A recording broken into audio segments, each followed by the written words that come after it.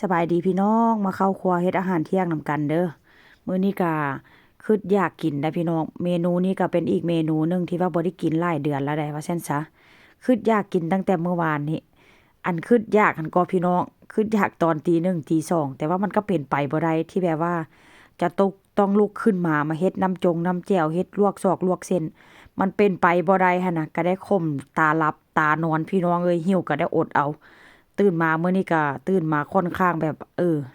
ตื่นช่วยได้จักหน่อยพี่น้องเพราะว่าค่อนข้างจะนอนดึกช่วงนี้ก็คือว่าหั่นล่ะเนาะบ่ได้ไปเฮ็ดการเฮ็ดงานก็เออนอนดึกแล้วก็ตื่นเอาช่วยได้หน่อยหนึ่งแล้วอีกอย่างเนาะลูกชายก็อยู่บ้านสวนกับย่าพู้นก็ค่อนข้างจะมีเวลาเป็นส่วนตัวแด้ว่าซั่นซะมื้อนี้ตื่นขึ้นมากินอาหารเช้าแล้วก็ค่อยก็จะมาเฮ็ดประมาณ11-12โมงนี่แหละพี่น้องมื้อนี้ก็จะมาค้างหม้อต้มหอยแมลงภู่ต้มกุ้ง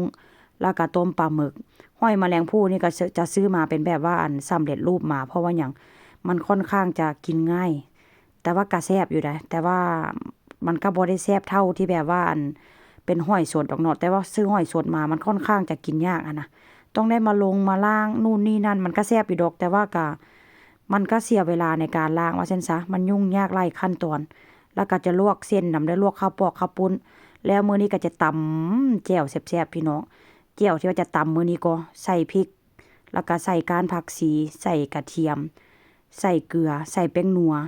แล้วก็จะใส่น้ำตาลพี่น้องแต่ว่าอันใส่อย่างละเล็กละน้อยก่อนเพราะว่าตอนที่ว่าตำเครื่องแล้วค่อยก็จะไปปรุงทีหลังว่าซั่นซะครกนี่ก็เริ่มพังเริ่มมางแล้วเด้อพี่น้องครกนี่ก็หลายเดือนหลายปีแล้วแต่ว่าก็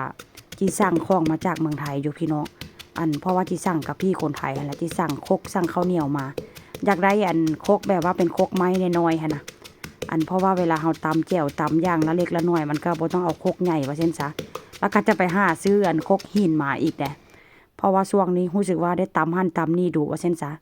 หลังจากตำไปจนแหลกแล้วพี่น้องข้อยก็จะใส่อันนี้เด้อก็จะฮ้องหยังก็ถ้าเป็นบ้านข้อยก็ถั่วดินมักถั่วดินถ้าเป็นภาษาไทยก็ถั่วหยังก็ถั่วลันเตาบ่นี่ล่ะก็จะใส่แบบนี้แต่ถ้าเป็นอยู่เมืองไทยเนาะมันจะมีถั่วอีหยังก็ถั่วที่แบบว่า เขาเจ้าตีแล้วเขาเจ้าใส่น้ำตาลนำหั่นน่ะอันนั้นก็แซ่บเด้ก็ค่อนข้างจะแซ่บเนาะถ้าหากว่าอยู่เมืองไทยนี่ตำเป็นพวกแบบว่าน้ำแจ่วซีฟู้ดนี่ก็จะซื้อแบบนั้นมามันก็ค่อนข้างจะแซ่บแล้วก็มีน้ำตาลว่าเช่นซะหลังจากตำแหลกเรียบร้อยค่อยก็จะเอาน้ำที่แบบว่าค่อยดันต้มฮ้อนๆนั่นน่ะพี่น้อง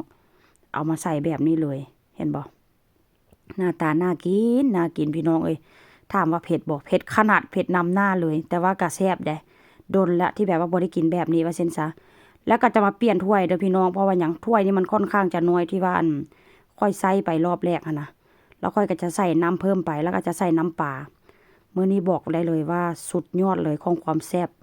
แจ่วนี่นะหลังจากนั้นก็จะปรุงรสชาติด้วยน้ำตาลแล้วก็จะใส่บักนาวลงไปบักนาวนี่ค่อยก็จะใส่เพิ่มไปอีกเด้อเพราะว่าหยังรู้สึกว่าใส่ไปแล้วมันบ่ค่อยแบบว่ารสชาติแบบว่าบ่เปรี้ยวปานใดค่อยก็เลยใส่เพิ่มว่าซั่นซะ นี่เห็นบ่บักนาวค่อยใส่เพิ่มพี่น้องค่อยควรเอาในที่แบบว่าอยู่ในเปลือกมันมาใส่เลยเปรี้ยวค่อนข้างจัดจ้านขนาดใดหลังจากนั้นก็แล้วเรียบร้อยนี่หน้าตาในการลวกข้าวปุ้นประมาณนี้แล้วพี่น้องกินผู้เดียวก็จะบ่เฮ็ดหลายอันนี้ก็จะเป็นหอยแมลงภู่ปลาหมึกแล้วก็จะมีกุ้งที่แบบว่าค่อยซื้อมาแล้วค่อยก็มาแกะล้างแล้วก็เอาแช่แข็งหั่นแหละว่าซั่นซะเนาะ แซ่บที่สุดเลยแม่น้ำแจ่วพี่น้องสุดยอดเลยมื้อนี้ก็ยกโป้ให้เลยความแซ่บอยู่ที่น้ำแจ่วอย่างเดียวเลยถ้าห่อเมี่ยงนี่น้ำแจ่วบ่แซ่บก็คือบ่แซ่บเด้อ